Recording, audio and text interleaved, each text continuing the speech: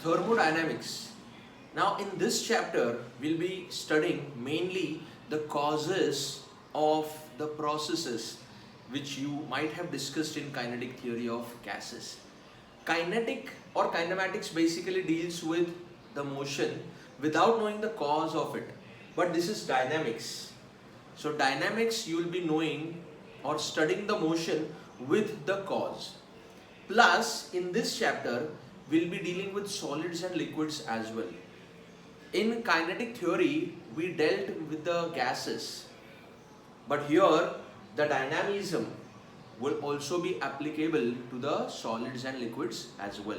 So this is what we are going to mainly studying in thermodynamics. Let us now understand what does this word exactly mean and what furthermore will be the features of this particular chapter. Therm means heat and dynamics means work or energy. जैसे हम लोगों ने पहले भी discuss किया कि dynamics का मतलब होता है knowing the cause of motion and hence studying the after effects or the effects of this motion which are work and energy. There are many such parameters but here we will be dealing with work and energy mainly. So thermodynamics इस word का breakup है heat, therm, dynamics में work और energy. तो हम लोग को mainly यहाँ पे सीखना है हीट और वर्क इन दो क्वांटिटीज का interconversion. What I mean is work can be converted into the heat and heat can be converted into the work. So they are interconvertible but there are some laws governing it. हम लोगों को thermodynamics में ये जो inter conversion है mainly इसके ऊपर focus रहेगा, but with the help of some thermodynamic variables like pressure, volume, temperature, depending on which variable, I mean pressure, volume and temperature, इन तीनों में से कौन सा एक constant है. There are different thermodynamic processes which we'll be studying and the laws that will govern these processes. ये हमारा इस chapter का scope है. The variables PVT, pressure, volume, temperature, keeping any one variable constant and other two are changed. जैसे हम लोगों ने कुछ लॉज इसके ऊपर देखे हैं, बट यहाँ पे हम लोग वो प्रोसेस को पहले डिफाइन करेंगे कि अगर टेम्परेचर कांस्टेंट है तो उस प्रोसेस को हम लोग बोलते हैं आइसोथर्मल प्रोसेस. अगर प्रेशर कांस्टेंट है तो ऐसे थर्मोडायनेमिक प्रोसेस को हम लोग बोलते हैं आइसोबैरिक प्रोसेस. अगर वॉल्यूम कांस्टेंट है तो ऐसे थर्मोडायनेमिक प्रोसेस को हम लोग बोलते हैं isochoric process. So this will be one more part which will be featuring in this chapter कि which thermodynamic variable is kept constant and what is the process named after it and further the laws that govern these processes. ये सब जानने के लिए जो शुरुआती foundation है उसमें हम लोग डिस्कस करेंगे वर्क और हीट, इसके इंटर कन्वर्जन के कुछ examples. Examples are palms rubbed on each other. We are doing some work and we get some heat at the end of it. When we exercise, gymming, then too whatever work we are doing while exercising, that work is converted into the heat. We feel that heat in our body when we exercise. Engine of a vehicle, after running a vehicle for some time, we experience the heat. We experience that engine is heated. इसलिए हम लोग बोलते हैं ना कि काफ़ी सारा अगर हंड्रेड्स ऑफ किलोमीटर चल के जाने के बाद व्हीकल हंड्रेड्स ऑफ किलोमीटर चल रहा है, उसके बाद we must take some rest for that vehicle, क्योंकि वहाँ पे जो हीट प्रोड्यूस हुआ है उसको डिसिपेट होने के लिए हम लोग को टाइम देना ज़रूरी है. So what ever work is done by that engine in driving the vehicle, उस दौरान जो हीट प्रोड्यूस हो रहा है वो कंटिन्यूसली वहाँ पे बाहर आते रहता है, एग्जिबिट होते रहता है. We feel that heat which is produced because of the work. तो इन तीनों केसेस में जो वर्क हो रहा है, palms we are rubbing, we are doing the work, converted into the heat. Exercise we are doing some work, converted into the heat. Engine of vehicle doing some work, converted into the heat.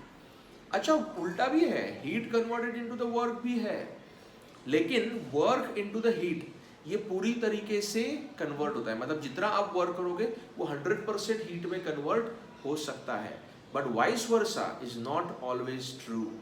Vice versa is not possible. In fact, heat cannot be 100% converted into the work. I'll give you one example. Iron, हम लोग जब भी कपड़ों को press करते हैं, clothes को, तो वो जो हीट प्रोड्यूस हो रहा है वहाँ पे उस आयरन में, उस इस्त्री में, वो जब भी हम लोग क्लोथ के ऊपर सप्रेस करते हैं, तो we are trying to use that heat for pressing the clothes. But do we use the entire amount of heat in doing that work of pressing the clothes? No, हम लोग पूरा heat use करना नहीं चाहते, वो अलग बात है, कपड़े जल जाएंगे, लेकिन हम कर भी नहीं सकते. पूरा हीट जो आयरन ने प्रोड्यूस किया वो पूरा का पूरा हम लोग यूज नहीं कर सकते, क्योंकि काफी सारा हीट वहां पे लॉस हो जाता है. So work can be completely converted into the heat, but heat can not be completely converted back to the work. उसके कुछ एग्जाम्पल्स है, जैसे मैंने ये बोला आयरन का, फिर आगे हीट इंजन के एग्जाम्पल आएंगे, रेफ्रिजरेटर का डिस्कस करेंगे हम लोग. So there are lot of examples coming up for this interconversion. फिलहाल मैंने जो दिया work converted into the heat के एग्जाम्पल्स है. नाउ ये जो हीट यहाँ पे इस दौरान प्रोड्यूस हो रही है, ये हीट जब भी एक्सचेंज की जाती है, मतलब अगर एक हॉट बॉडी के बाजू में आपने एक कोल्ड बॉडी रख दिया, so what will happen, there will be transfer of heat from hot body to cold body. Heat is transferred. अच्छा, कब तक ये हीट ट्रांसफर होते रहेगा? जब तक दोनों बॉडीज का टेम्परेचर सेम नहीं हो जाता है. अच्छा, ये हीट हमेशा ट्रांसफर कहाँ से कहाँ पे होगा? हमेशा from hot body to cold body. That means from higher temperature body to lower temperature body. ऐसा ही हीट ट्रांसफर होगा from higher temperature, from higher heat content to the lower heat content ही हीट का transfer होगा. So from higher level to lower level ये heat का flow होता है और वैसा ही होता है. नेक्स्ट पॉइंट इज कब तक होता है? जब तक कि दोनों का टेम्परेचर सेम ना हो जाए. कुछ एग्जाम्पल्स, अगर आपने वाटर में, हॉट वाटर में आइस रख दिया, तो hot water will do what? It will transfer its heat to the ice and ice will absorb that heat and get melted. इसमें क्या हुआ है? हॉट वाटर ने अपना हीट ट्रांसफर किया आइस को और उसको मेल्ट कर दिया. दोनों का टेम्परेचर लेवल तक आने तक ये कंटिन्यू होगा. एक हॉट वाटर में अगर हम लोगों ने कोल्ड वाटर पॉर किया, कोल्ड वाटर उसमें डाल दिया, तो hot water will transfer its heat to the cold water जब तक दोनों का टेम्परेचर सेम नहीं हो जाता है. ये टेम्परेचर सेम होने के इस प्रोसेस को, इस कंडीशन को हम लोग बोलते हैं thermal equilibrium. So thermal equilibrium is the state at which और condition at which both the bodies are at the same temperature level, same heat level. That is thermal equilibrium. अच्छा, thermometer में भी हम लोग यही यूज करते हैं. Thermometer में जब भी थर्मोमीटर हम लोग किसी, जैसे अगर हम लोग को टेम्परेचर है तो हम लोग थर्मोमीटर इमर्स करेंगे अपने माउथ में या फिर अपने पिट्स में, यहाँ पे एंड आर्म पिट्स में. It will continue, the mercury rising will continue until, ये कब तक कंटिन्यू करेगा? एक्चुअली थर्मोमीटर क्या दिखा रहा है? अपने बॉडी का टेम्परेचर, लेकिन अपने बॉडी का टेम्परेचर ज्यादा है जब आपने थर्मोमीटर को उसमें फिट किया आर्म पिट में, तो तभी थर्मोमीटर का टेम्परेचर कम है, अपने बॉडी का टेम्परेचर ज्यादा है. जब भी आप उसको आर्म पिट में रखते हो, उसके बाद आर्म पिट अपना बॉडी से हीट ट्रांसफर होगा थर्मोमीटर को, और वो कब तक ट्रांसफर होते रहेगा? जब तक थर्मोमीटर भी उसी हीट या उसी टेम्परेचर पे नहीं आ जाता है जो अपने बॉडी का टेम्परेचर है. तो इस तरीके से थर्मोमीटर आपको राइट और एक्यूरेट रीडिंग देगा अपने बॉडी के टेम्परेचर का at thermal equilibrium. So thermal equilibrium is a condition at which both the bodies are at same temperature. The bodies which are sharing or exchanging the heat come to the same temperature level. और इस thermal equilibrium से हम लोग एक law establish करते हैं, and that law is zeroth law of thermodynamics. Because we are studying thermodynamics, as I said a few moments back, कि laws हम लोग को discuss करना है. तो ये कौन से laws है? The first law is zeroth law of thermodynamics, which gives you the concept of temperature. क्यों concept of temperature समझा? Because temperature is the deciding factor of thermal equilibrium. The zeroth law says if, see there are two systems I am considering, B and C. Actually तीन है, लेकिन मैं consideration कौन सा कर रहा हूँ? B and C. There are two systems I am considering, B and C. If B is in thermal equilibrium with A and C is also in thermal equilibrium with A, B A के साथ thermal equilibrium में है, सी भी ए के साथ thermal equilibrium में है, तो इट इज श्योर कि बी सी के साथ थर्मल इक्विलिब्रियम में रहेगा, and that is called as zeroth law of thermodynamics.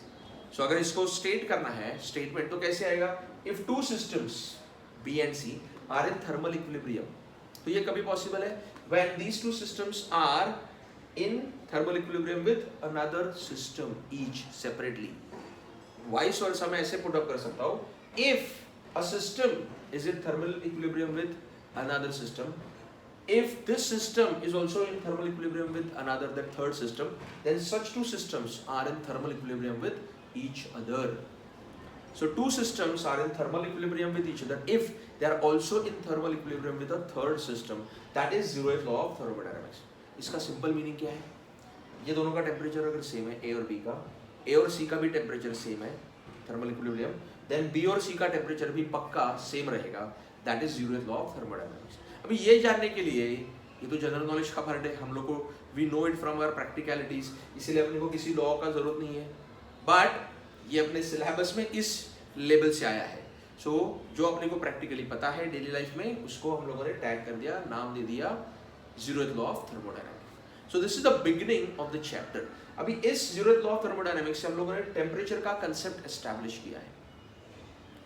ये थर्मोडायनेमिक्स का जो ओरिजिन डिस्कशन का हुआ था, वो एक ब्रिटिश साइंटिस्ट के एक्सपेरिमेंट से हुआ था, थॉमसन, बेंजामिन थॉमसन के एक्सपेरिमेंट से, जहाँ पे उन्होंने जो कैनन होता है अपना तोफ, उसको जब भी बोर किया जा रहा है, उसको जब भी होल किया जा रहा है, ब्रास का कैनन अगर है, उसको जब भी होल किया जा रहा है, होल मतलब जिसमें से वो कैनन बॉल्स हम लोग बाहर फेंकते हैं या प्रोजेक्ट करते हैं, तो वो कैनन बॉल्स जिस पाइप में डाले जाते हैं कैनन के, उसको पहले बोर करना पड़ेगा, होल करना पड़ेगा, ड्रिल करना पड़ेगा। तो ये ड्रिलिंग के प्रोसेस में बेंजामिन थॉमसन ऑब्जर्व्ड कि there is a lot of heat which is produced, और ये जो हीट है ये कैसे प्रोड्यूस हुआ कि हम लोग तो उसको ड्रिल करते समय वर्क कर रहे हैं, और ये जो वर्क हो रहा है वो हीट के फॉर्म में बाहर आ रहा है। अच्छा, ये हीट इतना ज़्यादा था कि it can boil the water. अभी बॉइलिंग द वाटर मतलब वाटर को 100 डिग्री सेल्सियस तक लेके जाना है। Now please understand, water is a bad conductor of heat, हम लोगों ने डिस्कस किया है। तो वाटर एथरमैनस बॉडी है, तो वो बैड कंडक्टर है, जब जल्दी हीट एब्जॉर्ब नहीं करेगा, तो उसको बहुत ज़्यादा अमाउंट ऑफ हीट लगता है। अभी बॉइलिंग के लिए तो और ज़्यादा लगेगा। तो you can now imagine the drilling of the bore of that cannon, इसमें इतना ज़्यादा अमाउंट ऑफ हीट प्रोड्यूस हो रहा है कि वो वाटर को बॉईल कर सकता है। और वो पहली बार था जब भी वर्क और हीट का कन्वर्जन या रिलेशन बेंजामिन थॉमसन ने एस्टैब्लिश किया। उसके बाद ये सब लॉज ग्रेजुअली डेवलप हुए। That is just before the 1800 this happened. Work heat का ये इंटर कन्वर्जन का ऑब्जर्वेशन कैनन के बोरिंग के टाइम पे ऑब्जर्व किया गया था। Further it was stated mathematically and now we learn them in the form of laws. So this is the introduction to the chapter thermodynamics. हमारा ये discussion यहाँ पे एंड हुआ on the concept of temperature, और temperature के साथ related एक point हम लोगों ने जो सीखा है, एक एनर्जी जो सीखी है वो है इंटरनल एनर्जी। तो इसलिए अपना अगला पॉइंट ऑफ डिस्कशन है इंटरनल एनर्जी, क्योंकि it is the energy required to increase the temperature of the body, and that's just now we have established the concept of temperature from this law. So let's get ready for internal energy.